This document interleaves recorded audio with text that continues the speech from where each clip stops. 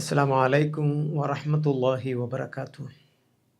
إن الحمد لله حمدا كثيرا طيبا مباركا وبعد نحمده ونستعينه ونستغفره ونتوب إليه ونعوذ بالله من شرور أنفسنا ومن سيئات أعمالنا. اللهم صل على محمد وعلى آل محمد كما صليت على إبراهيم وعلى آل إبراهيم إنك حميد مجيد. اللهم بارك على محمد وعلى آل محمد كما باركت على إبراهيم وعلى آل إبراهيم إنك حميد مجيد. أما بعد فإن خير الحديث كتاب الله وخير الهدي هدي محمد صلى الله عليه وسلم وشر الأمور محدثاتها وكل محدثة بدعة وكل بدعة ضلالة. يا أيها الذين آمنوا اتقوا الله حق تقاته ولا تموتن إلا وأنتم مسلمون. بسم الله الرحمن الرحيم. إن الله لا يغير ما بقوم حتى يغيروا ما بأنفسهم. സ്നേഹാദരണീയരായ സത്യവിശ്വാസികളെ, വിശ്വാസിനികളെ, അള്ളാഹുവിൻ്റെ കൽപ്പനകൾ അനുസരിച്ച് ജീവിക്കണമേ എന്ന് എല്ലാവരോടും വസിയത്ത് ചെയ്യുകയാണ്, ഉപദേശിക്കുകയാണ്. അള്ളാഹു നമ്മെ ഏവരെയും അനുഗ്രഹിക്കുമാറാകട്ടെ. നമ്മിലേക്ക് ഒരു റമദാൻ കൂടി ആഗതമായിരിക്കുകയാണ്. റമദാൻ നമ്മുടെ ജീവിതത്തിൽ മാറ്റങ്ങൾ കൊണ്ടുവരാനുള്ള ഒരു കർമ്മമായിട്ടാണ് അള്ളാഹു സുബ്ഹാനഹു വ തആല നോമ്പിനെ നമുക്ക് നിർബന്ധമാക്കിയത്. ഒരു സത്യവിശ്വാസിക്ക് നൽകുന്ന വിലമതിക്കാനാകാത്ത പുണ്യങ്ങളുടെ പൂക്കാലമായ റമദാൻ മാസത്തെയാണ് നാം പ്രതീക്ഷിച്ചു കൊണ്ടിരിക്കുന്നത്. റംസാൻ എന്ന് പറയപ്പെടുന്നത് നമുക്ക് തഖ്വയോടെ, ഈമാനോടെ പൂർത്തീകരിക്കാനുള്ള ആഫിയത്ത് അള്ളാഹു നമുക്ക് ഏവർക്കും നൽകി അനുഗ്രഹിക്കുമാറാകട്ടെ. റമദാൻ കൊണ്ട് നമുക്ക് എന്തെല്ലാം നേട്ടങ്ങൾ ഉണ്ടാക്കാൻ സാധിച്ചു എന്നുള്ളതിനെക്കുറിച്ച് നാം ഓരോരുത്തരും മനസ്സിലാക്കേണ്ടതുണ്ട്. പ്രവാചകൻ സല്ലല്ലാഹു അലൈഹി വസല്ലം പറഞ്ഞു, അന റസൂലുള്ളാഹി സല്ലല്ലാഹു അലൈഹി വസല്ലം ഖാല സ്വലവാത്തുൽ ഖംസു വൽ ജുമുഅതു ഇലൽ ജുമുഅ വ റമളാനു ഇലാ റമളാൻ കഫാറത്തുൽ ലിമാ ബൈനഹുന്ന മാ ലം തഉഷ് അൽ കബായിറ. അള്ളാഹുവിൻ്റെ പ്രവാചകൻ പറയുകയാണ്, ഒരു നമസ്കാരം, 5 നേര നമസ്കാരം, അതുപോലെ തന്നെ വൽ ജുമുഅതു ഇലൽ ജുമുഅ, ഒരു ജുമുഅ മുതൽ അടുത്ത ജുമുഅ വരെ, അതുപോലെ ഒരു റമളാൻ മുതൽ അടുത്ത റമളാൻ വരേക്കും അവൻ്റെ ഓരോ കാലഘട്ടം കഴിയുന്നതിനും ഇടയിൽ അവൻ്റെ പാപങ്ങളെല്ലാം അള്ളാഹു അവന് പുറത്തു കൊടുക്കും. അവൻ മോശപ്പെട്ട അല്ലെങ്കിൽ സബഉൽ മൂബിഖാത്തിൽപ്പെട്ട വലിയ കബായിറായിട്ടുള്ള തെറ്റുകുറ്റങ്ങളൊന്നും ചെയ്തിട്ടില്ലെങ്കിൽ അള്ളാഹു അവന് അവൻ്റെ തെറ്റുകുറ്റങ്ങൾ പുറത്തു കൊടുക്കുമെന്നാണ് പ്രവാചകൻ സല്ലല്ലാഹു അലൈഹി വസല്ലം നമ്മളെ പഠിപ്പിക്കുന്നത്. പറഞ്ഞു വന്നത്, നമ്മുടെ നോമ്പ് നമ്മൾ വരവേൽക്കുമ്പോൾ ഏതെല്ലാം രൂപത്തിൽ നമുക്കത് വരവേൽക്കാൻ സാധിക്കുന്നുണ്ട്, കഴിഞ്ഞ നോമ്പ് നമുക്ക് ഏതെല്ലാം രൂപത്തിൽ നമ്മൾ വരവേറ്റു എന്നുള്ളതിനെക്കുറിച്ച് ചിന്തിച്ചു നോക്കുമ്പോൾ ഒരു പക്ഷേ ഞാനും നിങ്ങളും അടങ്ങുന്ന സമൂഹം നോമ്പിനെ കണ്ടത് വെറുമൊരു നേരം പോക്കിന് വേണ്ട മാത്രമായിട്ടാണെങ്കിൽ നമ്മൾ ആ നോമ്പെടുത്തത് കൊണ്ട് നമുക്കെന്ത് നേട്ടം കിട്ടി? നാളെ അള്ളാഹുവിൻ്റെ കോടതിയിലെത്തുമ്പോൾ നമുക്ക് അതിന് എന്ത് മറുപടി പറയാൻ സാധിക്കുമെന്നുള്ളതിനെക്കുറിച്ച് ചിന്തിക്കേണ്ടതുണ്ട്. ഞാൻ എൻ്റെ ഒരു സുഹൃത്തുമായി സംസാരിച്ചപ്പോൾ അദ്ദേഹം ഒരു അവിശ്വാസിയാണ്. ആ അവിശ്വാസിയായ മനുഷ്യൻ അദ്ദേഹം നോമ്പ് കൊണ്ട് അദ്ദേഹത്തിന് നേടിയെടുക്കാൻ സാധിച്ചിട്ടുള്ള കാര്യങ്ങളെക്കുറിച്ച് എന്നോട് വാതോരാതെ സംസാരിക്കുകയുണ്ടായി. അദ്ദേഹം ഒരു ഹോസ്പിറ്റലിൽ വർക്ക് ചെയ്യുന്ന ഒരു അവിശ്വാസിയായിട്ടുള്ള നിഖിൽ എന്ന് പറയപ്പെടുന്ന വ്യക്തിയാണ്.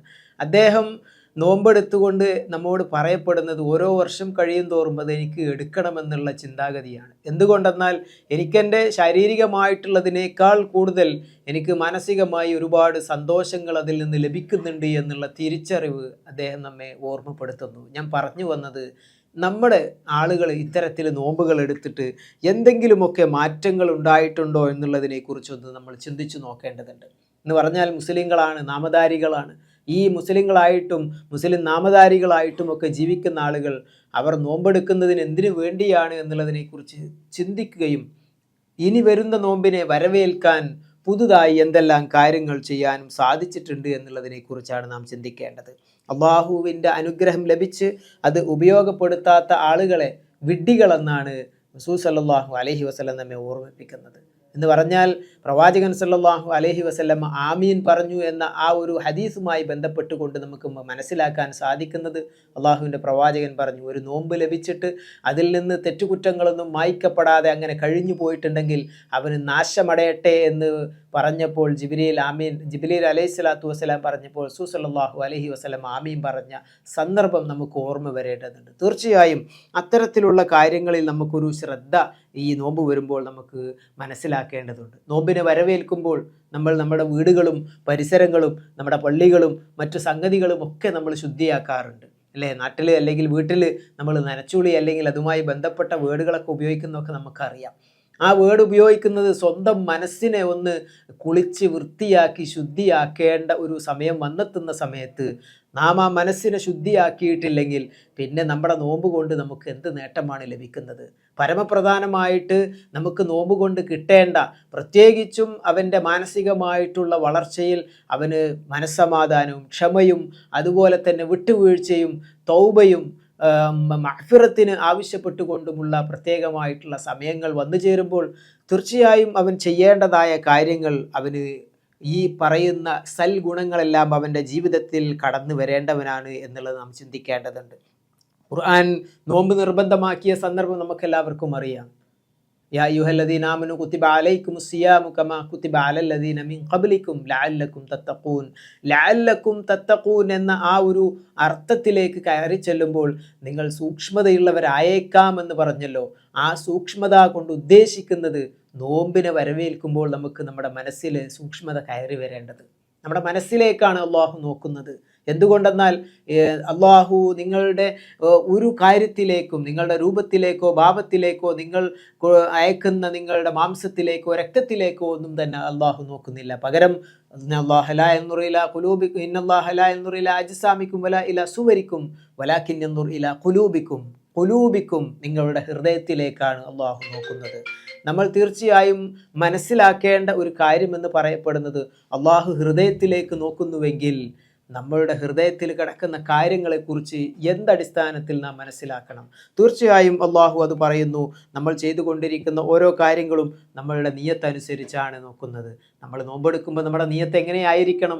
ഏറ്റവും നല്ല രൂപത്തിൽ നിയത്തെടുക്കുന്ന ആളുകളാണെങ്കിൽ തീർച്ചയായും അവൻ്റെ നിയത്തിനനുസരിച്ച് അള്ളാഹു അവന് പ്രതിഫലം നൽകും. അള്ളാഹു ഈ നോമ്പിനെ വരവേൽക്കുന്ന ആളുകളെ സംബന്ധിച്ചിടത്തോളം അവർ ഏതെല്ലാം രൂപത്തിൽ അവരുടെ നിയത്തുകളെ നന്നാക്കുന്നു, ഏതെല്ലാം വിഷയത്തിൽ അവരുടെ നിയത്തുകളെ നന്നാക്കുന്നു.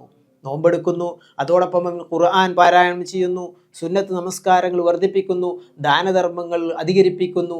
ഇത്തരത്തിലുള്ള ഓരോ കാര്യങ്ങളും ഓരോ റമദാൻ വരുമ്പോഴും നമ്മൾ കൂടുതൽ ശ്രദ്ധയോടുകൂടി ചെയ്യണമെന്ന് ആഗ്രഹിച്ച് അതിനെ വരവേൽക്കാൻ തയ്യാറായി നിൽക്കുന്നു. അതാണ് നമുക്ക് നോമ്പിലൂടെ ലഭിക്കേണ്ടത്. ആ നോമ്പിലൂടെ അവൻ്റെ ആളുകളിലെ ഏതെല്ലാം രൂപത്തിൽ മാറ്റങ്ങൾ കൊണ്ടുവരാൻ സാധിക്കുന്നുവോ അതിൻ്റെ എല്ലാം സൽക്കർമ്മങ്ങളും ചെയ്യുന്നതോടൊപ്പം തന്നെ കുറ്റമറ്റതായ രൂപത്തിൽ ചെയ്യാൻ വേണ്ടി നമുക്ക് സാധിക്കേണ്ടതുണ്ട്. അതായത് നമ്മൾ നമസ്കരിക്കുന്ന വിഷയത്തിലാകട്ടെ, നമ്മൾ മറ്റ് കാര്യങ്ങൾ ഇഴ്തികാഫാകട്ടെ, ഖുർആൻ പാരായണം ചെയ്യുന്നതാകട്ടെ, ഖുർആൻ പഠിക്കുന്നതാകട്ടെ, ഇത്തരത്തിലുള്ള കാര്യങ്ങളിലെല്ലാം കൂടുതൽ ശ്രദ്ധയോടുകൂടി നമ്മൾ നമ്മുടെ നോമ്പിനെ വരവേൽക്കുന്ന സാഹചര്യത്തിൽ അതിലേക്ക് നമ്മുടെ ശ്രദ്ധയെ കൊണ്ടുപോകേണ്ടതുണ്ട്.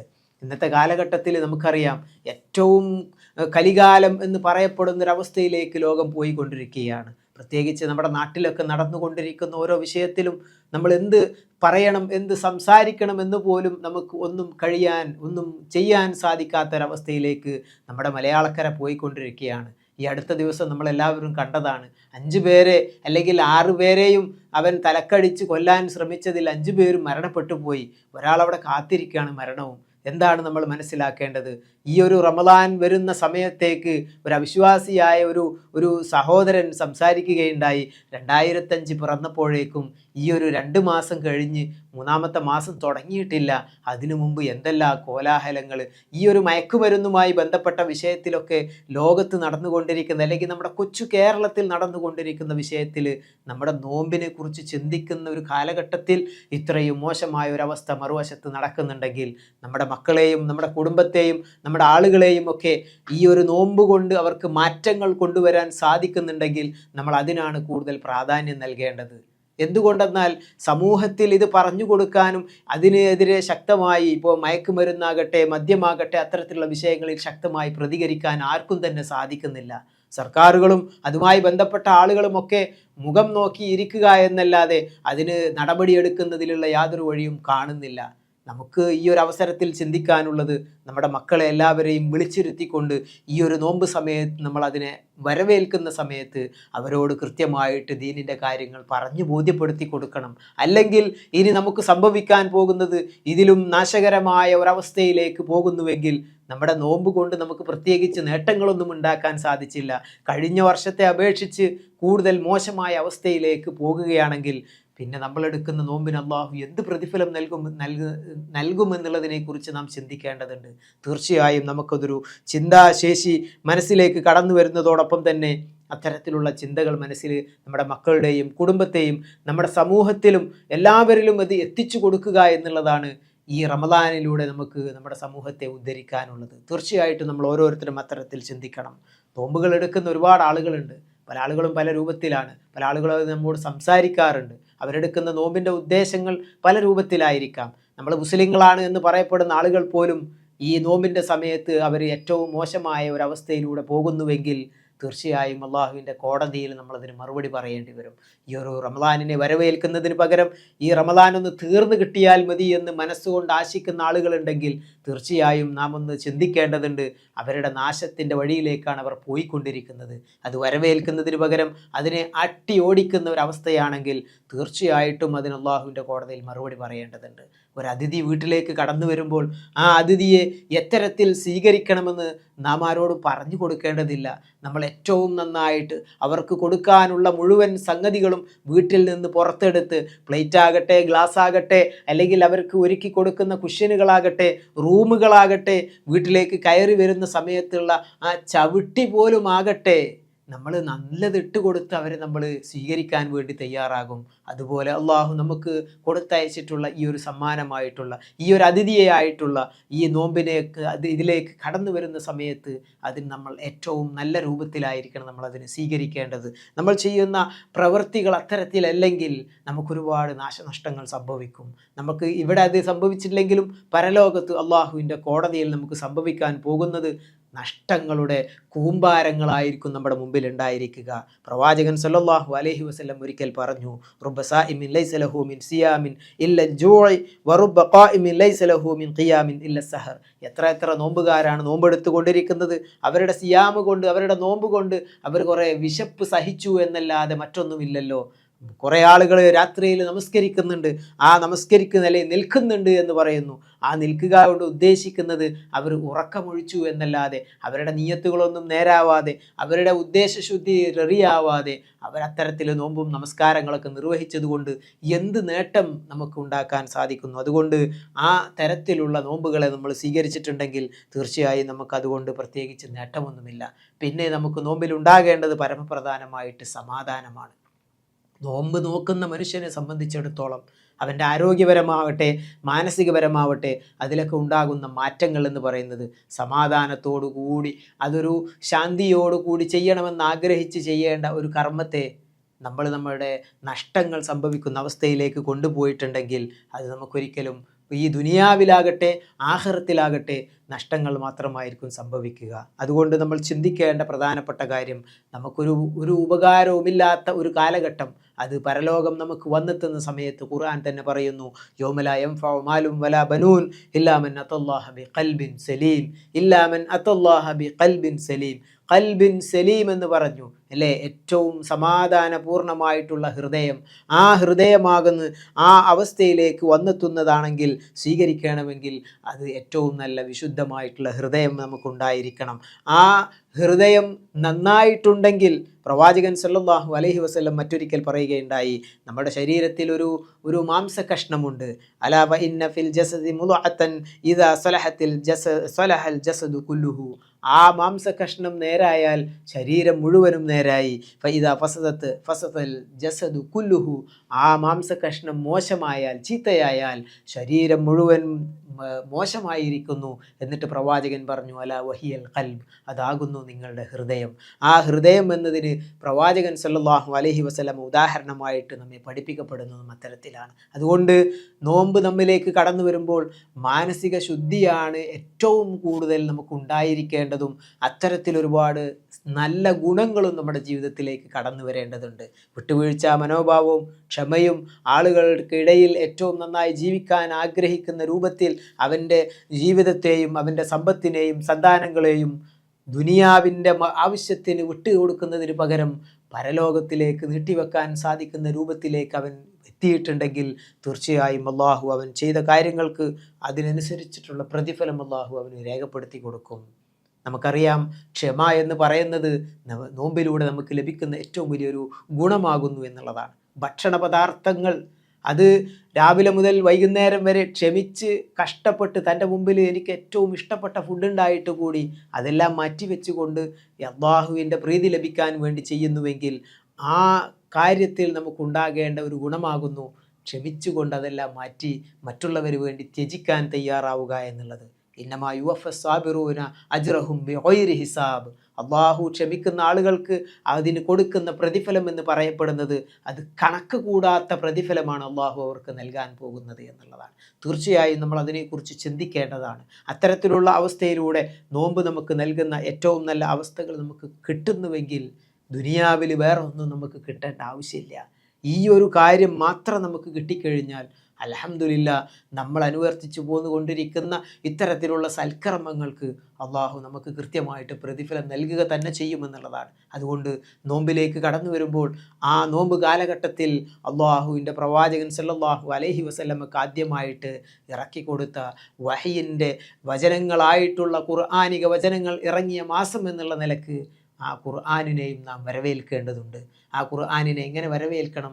അത് ഓതിക്കൊണ്ടും പഠിച്ചുകൊണ്ടും മനസ്സിലാക്കിക്കൊണ്ടും സമൂഹത്തിൽ ഉന്നതമായ അവസ്ഥയിലേക്ക് എത്തിപ്പെടാനുള്ള ഒരു മാർഗമായിട്ട് ആ ഗ്രന്ഥത്തെ നാം വരവേറ്റിട്ടുണ്ടെങ്കിൽ, ആ ഗ്രന്ഥത്തെ പുൽകിയിട്ടുണ്ടെങ്കിൽ, ആ ഗ്രന്ഥം കൊണ്ട് പഠിച്ച് മനസ്സിലാക്കി അങ്ങനെ ചെയ്തിട്ടുണ്ടെങ്കിൽ തീർച്ചയായും നമ്മുടെ സമൂഹം നന്നാവുമെന്ന് മാത്രമല്ല അതിലേക്ക് ആളുകളെ കൊണ്ടുവരാനും സാധിക്കും. ഒരുപാട് സംവിധാനങ്ങൾ നമ്മുടെ നാട്ടിലുണ്ട് ഖുർആൻ പഠിക്കാൻ, അത് മനസ്സിലാക്കി കൊടുക്കാൻ, അതിനു വേണ്ട കാര്യങ്ങളൊക്കെ ചെയ്തു കൊടുക്കാൻ ഒരുപാട് ആളുകളുണ്ട്.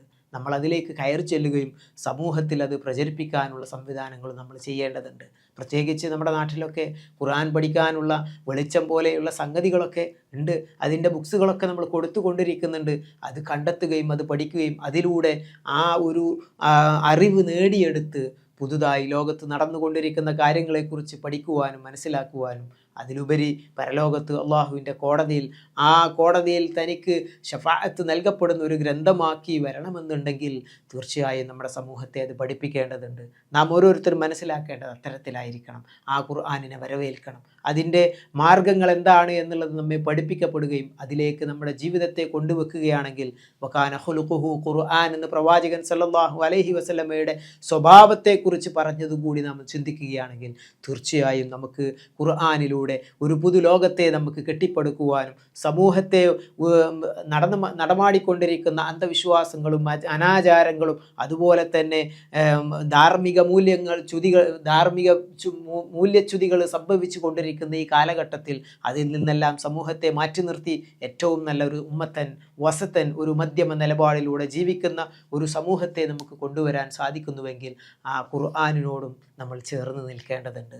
റമളാനും ഖുർആനും അതുമായി ബന്ധപ്പെട്ട ഇനി സക്കാത്ത് പോലെയുള്ള വിഷയത്തിൽ ദാനധർമ്മത്തിൻ്റെ കാര്യത്തിൽ നമ്മൾ ഏറ്റവും കൂടുതൽ മുസ്ലിങ്ങൾ അത് ചെയ്തുകൊണ്ടിരിക്കുന്നു എന്നുള്ളത് ശരിയാണ്. പക്ഷേ നമ്മുടെ ഉദ്ദേശശുദ്ധി തെറ്റായി പോകുന്നുവെങ്കിൽ അതിലും അള്ളാഹു നമുക്ക് ആ രൂപത്തിലുള്ള കാര്യങ്ങൾ അള്ളാഹു നമുക്ക് വിലയിരുത്തപ്പെടും. അതുകൊണ്ട് മോശമായ വിലയിരുത്തുകൾ ഇല്ലാതിരിക്കണമെങ്കിൽ ഉദ്ദേശശുദ്ധിയോടുകൂടി നമ്മൾ കാര്യങ്ങൾ നിർവഹിക്കപ്പെടേണ്ടതുണ്ട്. തീർച്ചയായും അത്തരത്തിലുള്ള കാര്യത്തിലും കൂടുതൽ ശ്രദ്ധ പുലർത്തുക എന്നുള്ളതാണ് ഈ റമളാനിലൂടെ നമ്മൾ അതിൽ ശ്രദ്ധിക്കേണ്ടത്. പിന്നെ അവസാനമായിട്ട് നമ്മളിലേക്ക് വന്നു ചേരുന്ന ലൈലത്തുൽ ഖദർ എന്ന് പറയപ്പെടുന്ന പ്രത്യേകമായ ദിവസം, ആ ദിവസത്തിൽ ഒരു മനുഷ്യൻ്റെ 82 വർഷക്കാലത്തെ ജീവിതത്തിൽ നിന്ന് ലഭിക്കുന്നത് ഒരൊറ്റ ദിവസത്തിൽ അവന് ലഭിക്കുന്നു എന്ന് പറഞ്ഞാൽ അതാണ് ലൈലത്തുൽ ഖദർ എന്ന് നാം ഓരോരുത്തരും ചിന്തിക്കേണ്ടതുണ്ട്. അതിനുവേണ്ടി നമ്മുടെ നീയത്തുകളും നമ്മുടെ കർമ്മങ്ങളും എല്ലാം മാറ്റിവെച്ചുകൊണ്ട് അവസാനത്തെ ഒറ്റയിട്ട രാത്രികളിൽ അതിനുവേണ്ടി റെഡിയാകുക. അത് ഇപ്പോൾ തന്നെ അത് നീയത്ത് വെച്ചുകൊണ്ട് എനിക്കതിനുള്ള എല്ലാ സംവിധാനങ്ങളും റെഡിയാക്കി വെച്ച് നമ്മൾ അതിലേക്ക് ആളുകളെ ക്ഷണിക്കുകയും കൊണ്ടുവരികയും ഒക്കെ ചെയ്യുമ്പോൾ തീർച്ചയായിട്ടും അതും അള്ളാഹുവിൻ്റെ അടുക്കൽ നമുക്ക് ഏറ്റവും ഉപകാരപ്രദമായിട്ടുള്ള കർമ്മങ്ങളായി മാറുന്നു. തീർച്ചയായും അവസാനമായിക്കൊണ്ട് എനിക്ക് നിങ്ങളോട് ഓർമ്മിപ്പിക്കാനുള്ളത്, ഈ റമദാനിനെ നാം വരവേൽക്കുമ്പോൾ ഇത്തരത്തിലുള്ള ഓരോ കാര്യങ്ങളും അതിലേക്ക് ചേർത്തി വെക്കണമെന്ന് ഒരിക്കൽ കൂടി ഓർമ്മപ്പെടുത്തുകയാണ്. അള്ളാഹു നമ്മുടെ ഈ ഇഹലോക ജീവിതത്തിൽ ചെയ്തു പോയിട്ടുള്ള എല്ലാ തെറ്റുകുറ്റങ്ങളും അള്ളാഹു നമുക്ക് വിട്ടുപുറത്ത് മാപ്പാക്കി തെരുമാറാകട്ടെ. നാളെ നോമ്പ് കൊണ്ട് നമുക്ക് ലഭിക്കുന്ന ഏറ്റവും നല്ല റയ്യാൻ എന്ന കവാടത്തിലൂടെ പ്രവേശിക്കാനുള്ള മഹാഭാഗ്യം അള്ളാഹു നമുക്ക് ഏവർക്കും നൽകി അനുഗ്രഹിക്കുമാറാകട്ടെ. ജീവിതത്തിലെ എല്ലാ പ്രയാസങ്ങളും ബുദ്ധിമുട്ടുകളും അള്ളാഹു നമുക്ക് ഏവർക്കും മാറ്റിത്തരികയും ഏറ്റവും നല്ല ഹൈറും സമാധാനവും നൽകി അനുഗ്രഹിക്കുകയും ചെയ്യുമാറാകട്ടെ. അള്ളാഹുവെ, ഞങ്ങളുടെ ജീവിതത്തിൽ ഒരുപാട് തെറ്റുകുറ്റങ്ങൾ ചെയ്തു പോയിട്ടുണ്ട്. അതെല്ലാം നീ ഞങ്ങൾക്ക് വിട്ടുപുറത്ത് മാപ്പാക്കി തരികയും നിൻ്റെ മഹത്തായ ഫضل കൊണ്ട് ഞങ്ങളെ ഏവരെയും നിൻ്റെ സ്വർഗത്തിൽ ഞങ്ങളെ ഒരുമിച്ച് കൂട്ടുകയും ചെയ്യണമേ നാഥ. റബ്ബനാ വലംനാ അൻഫുസനാ വഇല്ലം തഗ്ഫിർ ലനാ വതർഹംനാ ലനകൂനന്ന മിനൽ ഖാസിരീൻ. റബ്ബനാ തഖബ്ബൽ മിന്നാ ഇന്നക അൻത സമീഉൽ അലീം വതുബ് അലൈനാ ഇന്നക അൻത തവ്വാബുർ റഹീം. റബ്ബനാ ആതിനാ ഫിദ്ദുനിയ ഹസന വഫിൽ ആഖിറതി ഹസനത വഖിനാ അദാബന്നാർ. സുബ്ഹാന റബ്ബിക റബ്ബിൽ ഇസ്സതി അമ്മാ യസിഫൂൻ വസലാമുൻ അലൽ മുർസലീൻ വൽഹംദുലില്ലാഹി റബ്ബിൽ ആലമീൻ. അസ്സലാമു അലൈക്കും വറഹ്മത്തുള്ളാഹി വബറകാതുഹു.